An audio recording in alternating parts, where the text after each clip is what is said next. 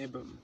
Salut les gars, j'espère que vous êtes de bonne humeur, que vous avez le sourire et que la vie est magnifique pour vous.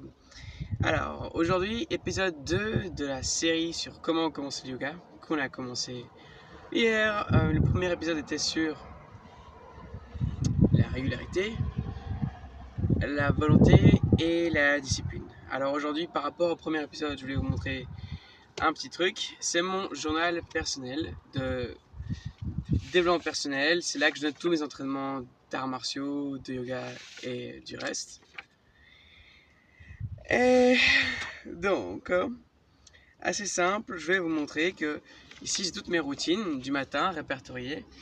Et là, ça fait depuis un an complètement que chaque jour, je coche ces petites cases avec des routines qui augmentent pour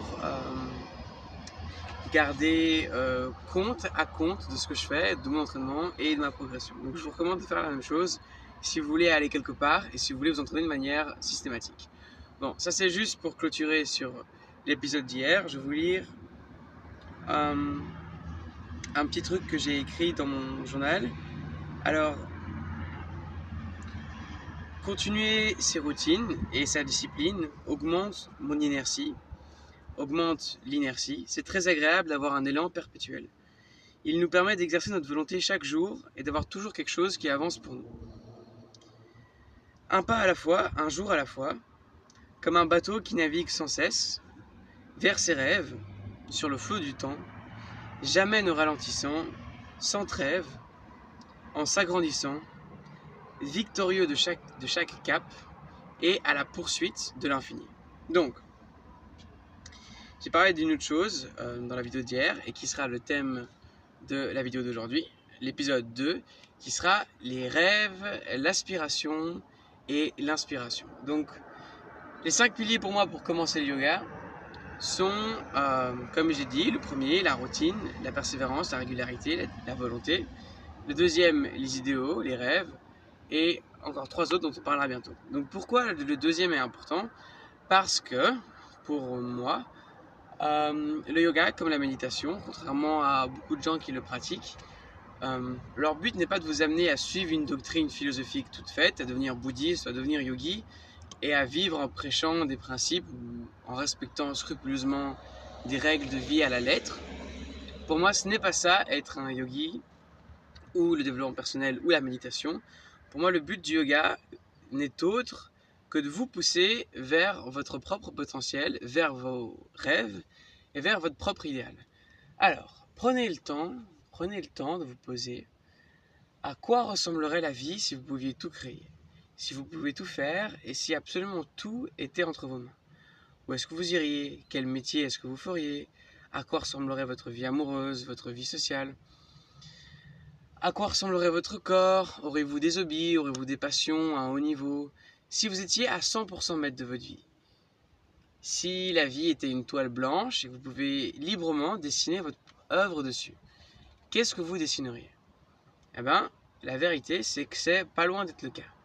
Dans la vie, si on fait abstraction du conformisme et toute la pression sociétale, on est en effet libre de la peinture, de la trace qu'on veut laisser et de la manière dont on veut vivre. Mais alors pourquoi est-ce qu'on ne le fait pas?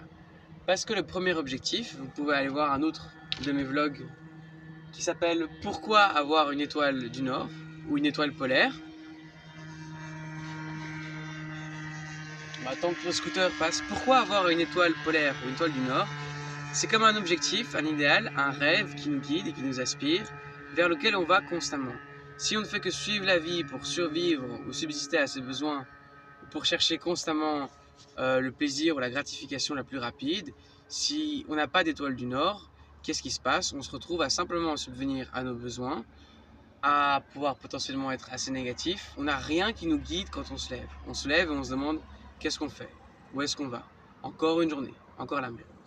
D'où l'importance, pour moi, dans mon apprentissage, dans ce que je veux vous apprendre, ici gratuitement, c'est juste pour vous. La question est la suivante. Si vous pouvez tout faire, si vous avez un génie ou une boîte magique et que vous pouvez tout demander à la vie, à quoi est-ce que votre vie idéale ressemblerait?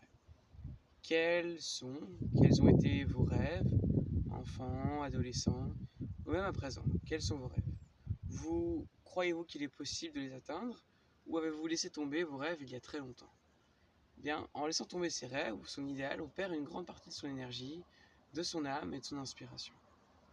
Donc pour moi, la deuxième étape et le deuxième pilier pour commencer à apprendre le yoga est peut-être de prendre une retraite ou quelques jours à penser, tiens, comment je veux vraiment vivre?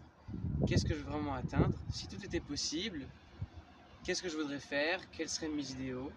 Et il faut vraiment penser comme si vous étiez capable et si tout était possible. Donc, deuxième étape, avoir un idéal d'à quoi ressemblerait vous, votre vie, avoir des rêves et avoir des aspirations. C'est extrêmement important car ces trois choses-là sont littéralement votre étoile du Nord. C'est ce qui vous guide au quotidien. C'est vraiment la chose qui est le plus important pour vous. La chose qui vous inspire le plus. La chose qui vous donne des frissons, les objectifs, les passions. Et vous devez avoir ça. C'est extrêmement important d'être guidé par cette étoile du Nord.